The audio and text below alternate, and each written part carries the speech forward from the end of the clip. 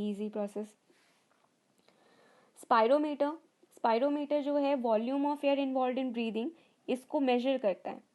जितनी भी एयर है जो ब्रीदिंग में इन्वॉल्व है, स्पायरोमीटर ही मेजर करता है। और जो प्रोसेस है उसको स्पायरोमेट्री बोलते हैं। बेसिकली इस प्रोसीजर को स्पायरोमेट्री बोलते हैं।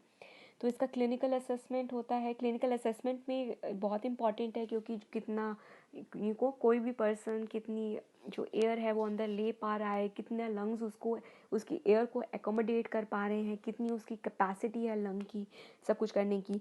तो ये इसी से पता चलता है। कितना वॉल्यूम जा रहा है इसी से तो पता चलेगा कम ज़्यादा कितना जा रहा है। तो ये इसका क्लिनिकल असेसमेंट होता है। तो ये क्लिनिकली वेरी सिग्निफिकेंट इंपॉर्टेंट है ये पल्मोनरी फंक्शन जानने के लिए।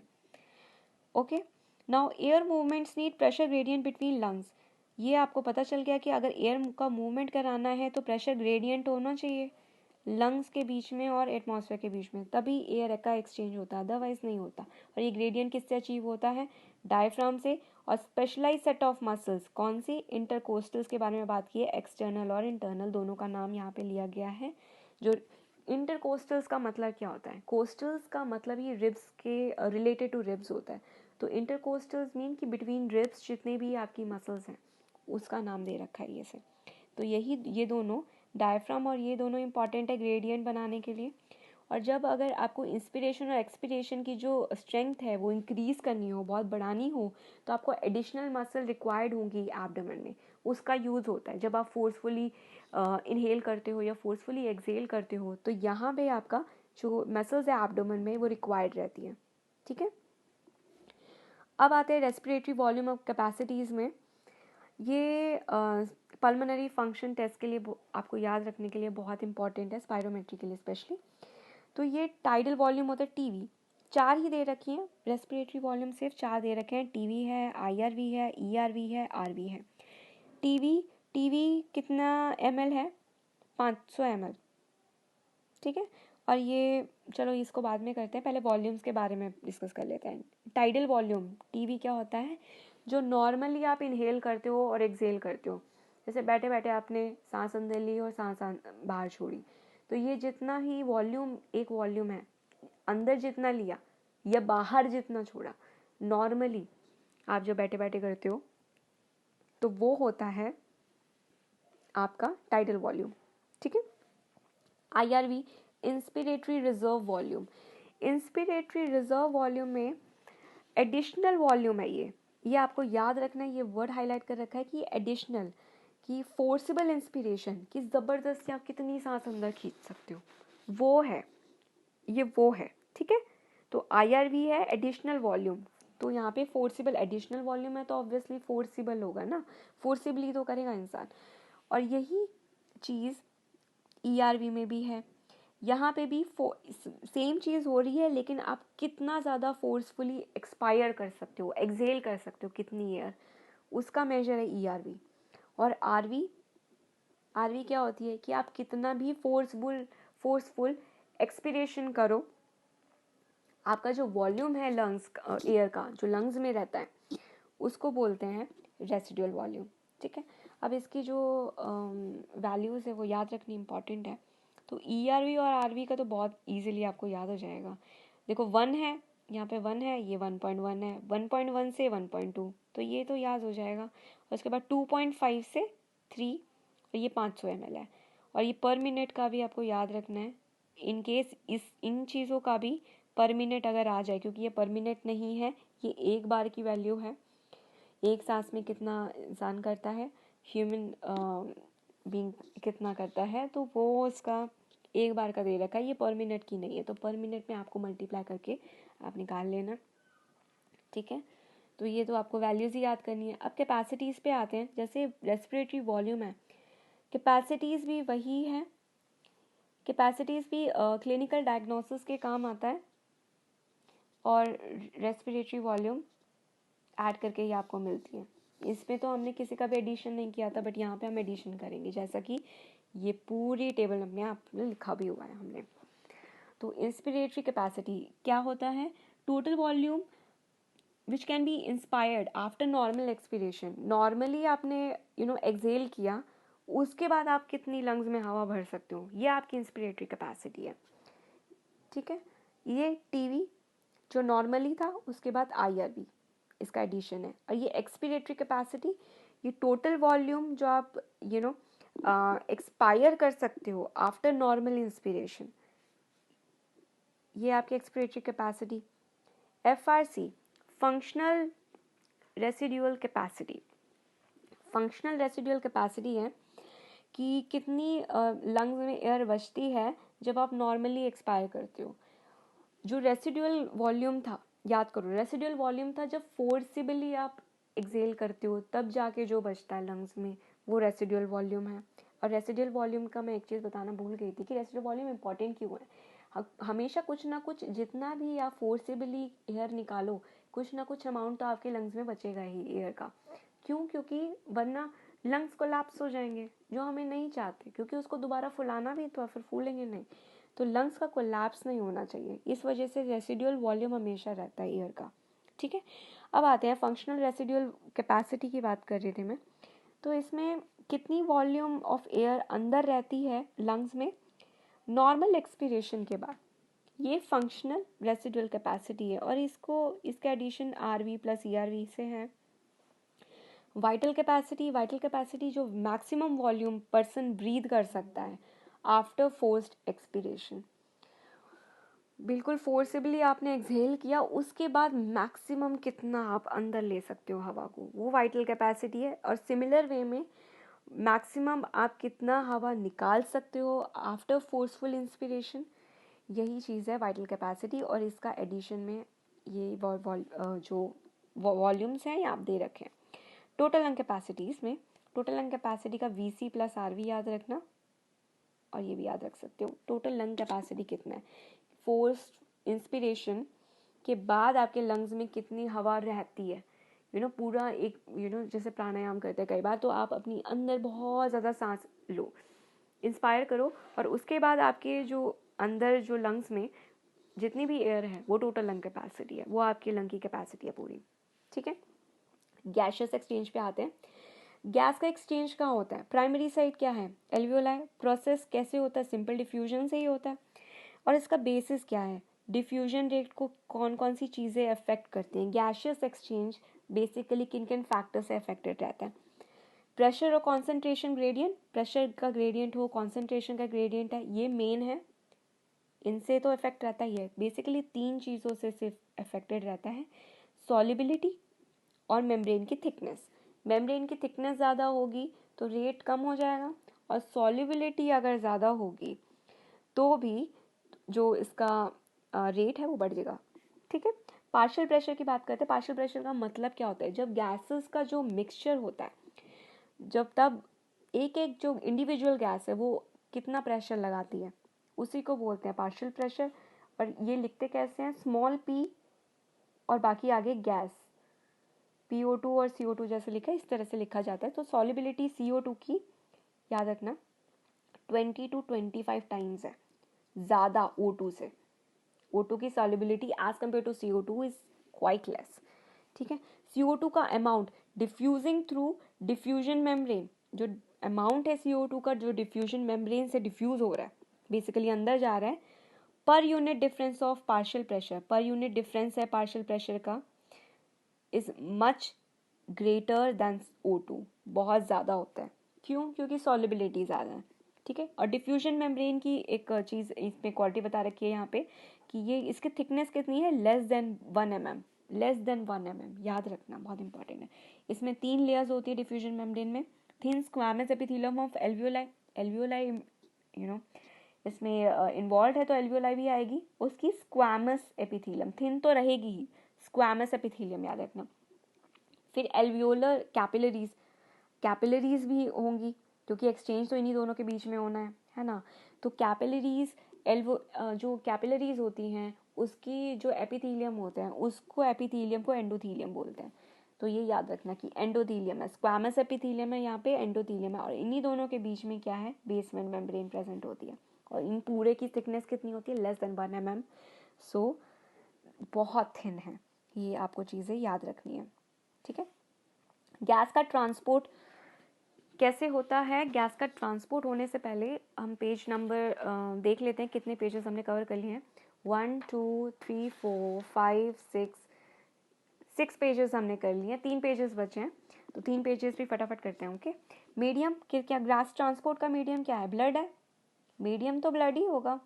ठीक है, O2 की बात करते हैं। O2 97% आरबीसी के थ्रू होता है ट्रांसपोर्ट। 3% सिर्फ 3% डिजॉल्व स्टेट में होता है प्लाज्मा में। और CO2 में सेम चीज़ है, CO2 में भी डिजॉल्व स्टेट में प्लाज्मा में जो डिजॉल्व स्टेट जो प्लाज्मा में घूमती है गैस, O2 3% घूमती है लेकिन CO2 7% घूमती है, तो ये याद रखना। यहाँ पे 97% है आरबीसी के थ्रू, CO2 में 20 से 25% है, 20 to 25%, और यहाँ पे 70% एज बाइकार्बोनेट आयन घूमता है। ठीक है, बाइकार्बोनेट H2CO3। ठीक है, तो यहाँ पे बाइकार्बोनेट की तरह घूमता है। तो यहाँ पे सॉरी बाइकार्बोनेट आयन नहीं लिखा है, बाइकार्बोनेट लिखा है, और इस वजह से O2 हटा देते हैं। ठीक है, O2। अब O2 का ट्रांसपोर्ट देखते हैं। O2 कैसे होगा? एक Hb मॉलिक्यूल एक Hb जो मॉलिक्यूल है वो 4 मॉलिक्यूल्स ऑफ ऑक्सीजन कैरी करता है। तो ये इंपॉर्टेंट है डेटा, 4 मॉलिक्यूल ऑक्सीजन के कैरी करता है, और ये HbO2 बनाता है विच इज़ ऑक्सी हीमोग्लोबिन। और ये अनबैलेंस्ड इक्वेशन है, ये इस पे ध्यान मत देना, ये बस बेसिकली ये बताने के लिए मैंने लिखा है कि एक मॉलिक्यूल है Hb का, वो आपको 4 मॉलिक्यूल्स O2 के कैरी करता है। एंड ये जो है रिवर्सिबल रिएक्शन है। रेड कलर का है iron containing pigment in RBC. ठीक है, ओके। नाउ यहाँ पे आते हैं हम बाइंडिंग पे। बाइंडिंग Hb की O2 से, Hb का O2 से जो बाइंडिंग होती है वो किन किन फैक्टर्स पे डिपेंड करती है? कौन से फैक्टर्स अफेक्ट करते हैं इस चीज़ को? Partial pressure of O2 obvious ही बात है, और ये मेन है। Partial pressure of CO2, H+ concentration और टेम्परेचर। ठीक है, ये 4 फैक्टर्स हैं जो आपको ध्यान रखने हैं। ऑक्सीजन डिसोसिएशन कर्व की बात करते हैं। ये जो परसेंटेज सैचुरेशन है ऑफ Hb विद O2, ये y एक्सिस पे जाता है, और ये PO2 partial pressure of O2 ये x एक्सिस पे जाता है, और इन्हीं दोनों के बीच में कर्व बनता है, और इस कर्व की जो शेप होती है वो सिग्मॉइड होती है। और it is very useful in studying binding factors of O2, very useful. ठीक है, बाइंडिंग फैक्टर्स के लिए। अब यहाँ पे देखते हैं कि एल्वियोलाई और टिश्यूज़ में किसका लेवल कैसा रहता है, ज़्यादा कम कैसा रहता है? एल्वियोलाई में air PO2 partial pressure of O2 ज़्यादा रहेगा, टिश्यूज़ में कम रहेगा। CO2 का कम एल्वियोलाई में कम रहेगा, टिश्यूज़ में ज़्यादा रहेगा, क्योंकि टिश्यू में ही प्रोडक्शन हो रहा है तो टिश्यू में ज़्यादा ही रहेगा। H+ कॉन्सेंट्रेशन भी यहाँ कम रहेगा, और टेम्परेचर भी यहाँ पे कम रहेगा। H+ कॉन्सेंट्रेशन क्यों? क्योंकि ये CO2 पे डिपेंडेंट है।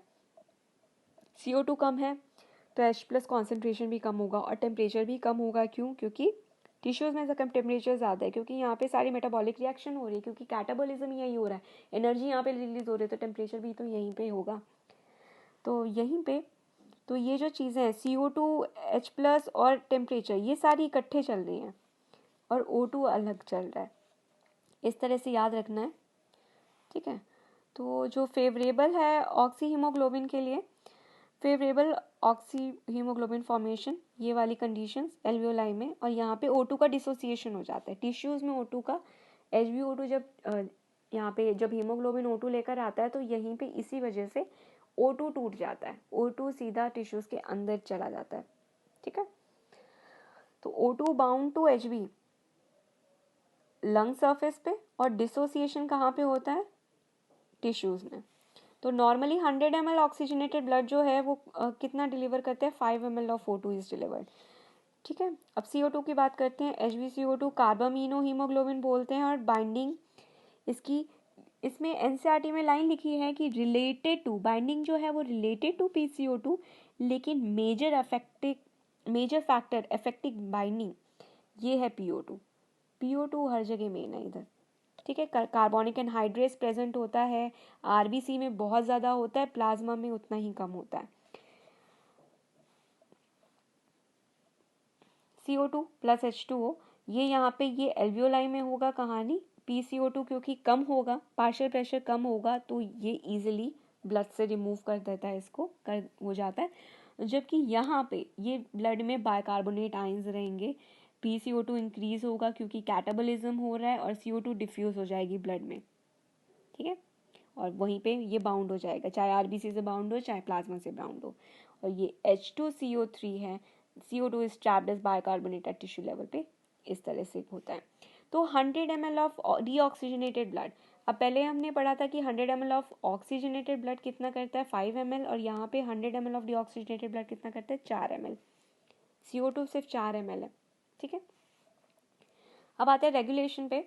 रेगुलेशन, न्यूरल रेगुलेशन मेनली बता रखा है, सिर्फ न्यूरल रेगुलेशन बता रखा है। Respiratory rhythm centre very important, RRC इसमें लिख रखा है मैंने, क्योंकि आरआरसी जो न्यूमोनिक बोल लो उसका फुल फॉर्म स्टैंडर्ड नहीं है, जस्ट फॉर कन्वीनियंस लिख रखा है।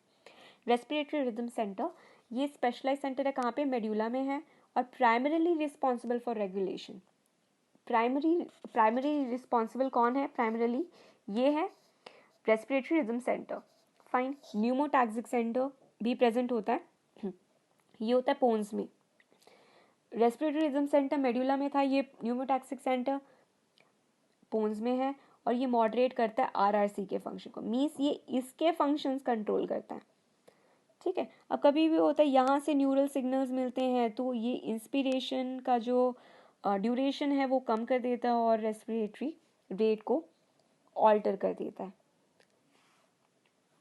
क्यों करता है, यहाँ पे इसका आंसर कह सकते हैं chemosensitive area. Chemosensitive area means जो केमिकल के टुवर्ड्स सेंसिटिव है, और ये एडजेसेंट है किसके, रेस्पिरेटरी रिदम सेंटर के एडजेसेंट रहता है, और हाईली सेंसिटिव टू CO2 और H+। ये इंपॉर्टेंट है कि किन केमिकल्स के टुवर्ड्स ये सेंसिटिव है, CO2 और H+।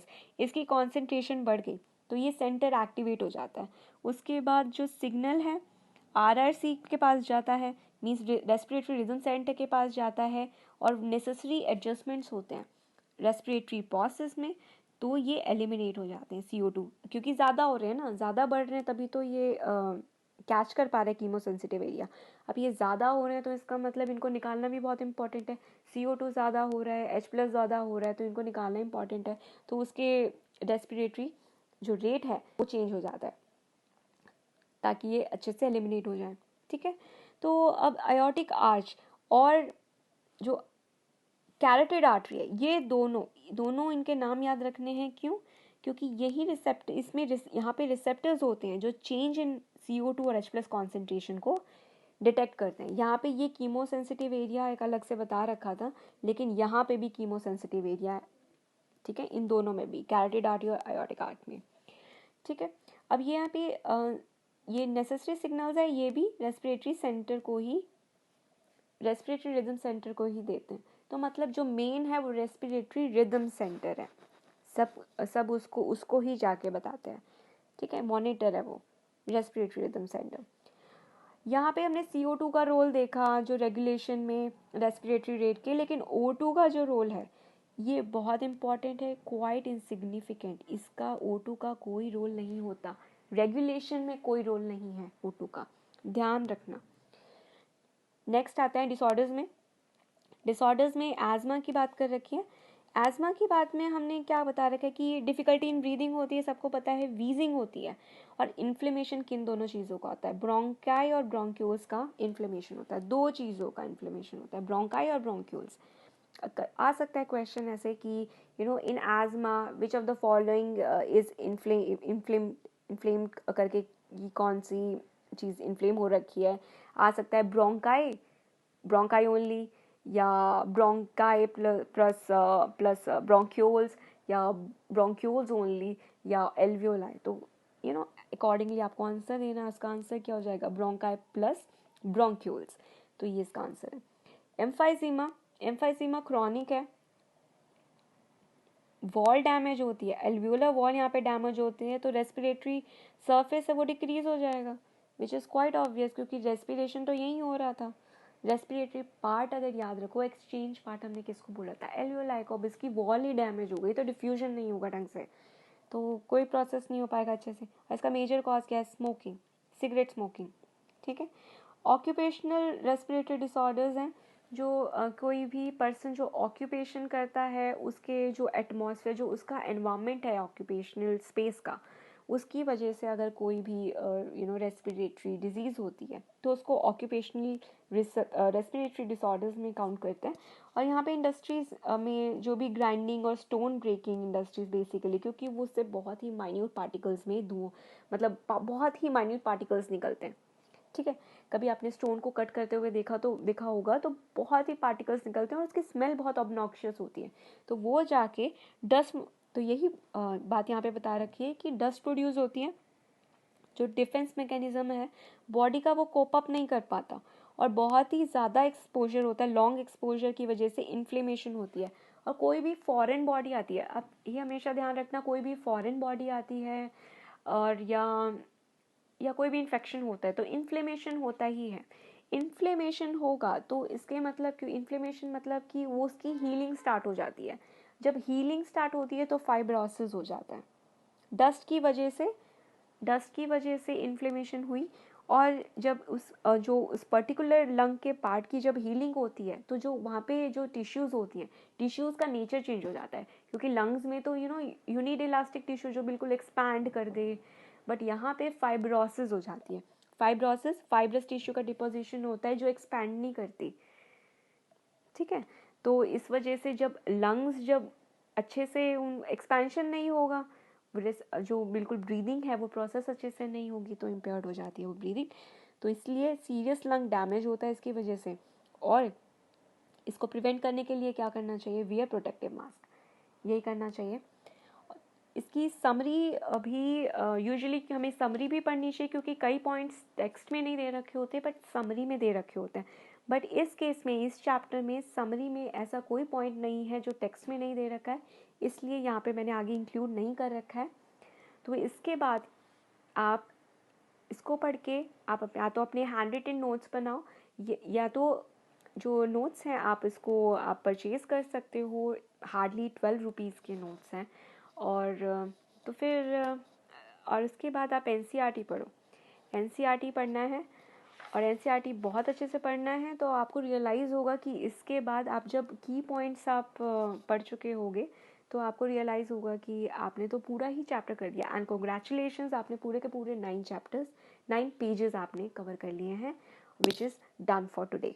Okay guys, see you in next video, bye.